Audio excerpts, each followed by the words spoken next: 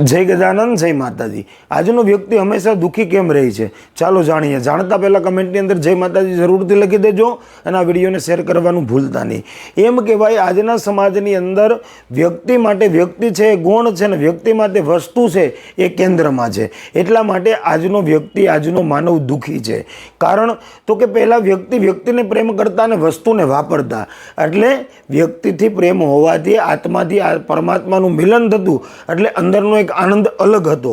અત્યારનો સમાજ કેવો થયો છે કે વ્યક્તિને યુઝ કરીને ફેંકી દે છે અને વસ્તુને પ્રેમ કરે છે। આપણે વાત વાતમાં ઘણીવાર જાણીએ છીએ અને સાંભળવા પણ મળે છે કે ભાઈ મારું માથું માગી લે પણ મારી ગાડી નહીં આપું, હું આ વસ્તુ તને નહીં આપું। કારણ તો કે વ્યક્તિ કરતાં એને વસ્તુ વધારે પ્રિય છે। એમ કહેવાય વસ્તુનિષ્ઠ બનેલો વ્યક્તિ જ્યારે વ્યક્તિનિષ્ઠ બનશે ત્યારે એ સુખી થઈ શકશે। જ્યારે એના જીવનની અંદર સુખ આવશે ત્યારે એ વ્યક્તિનિષ્ઠ બનેલો વ્યક્તિ વિભુનિષ્ઠ થઈ શકશે। વિભુનિષ્ઠ એટલે કે ભગવદની પ્રાપ્તિ, ભગવદની નજીક રહેવું, ભગવદની પરમ કૃપાને પ્રાપ્ત કરવી, ભગવાનની છત્રછાયાની નીચે રહેવું। વસ્તુને પ્રેમ કરનારો વ્યક્તિ ક્યારે વ્યક્તિને પ્રેમ નથી કરી શકતો, અને જે વ્યક્તિને પ્રેમ નથી કરી શકતો એમ કહેવાય ને કે જેને માણામાં ભગવાન ન દેખાય એને પાણામાં ન દેખાય।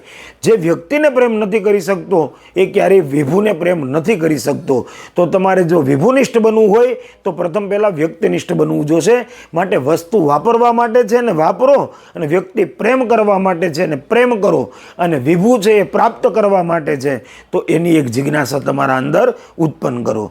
જય ગજાનન, જય માતાજી।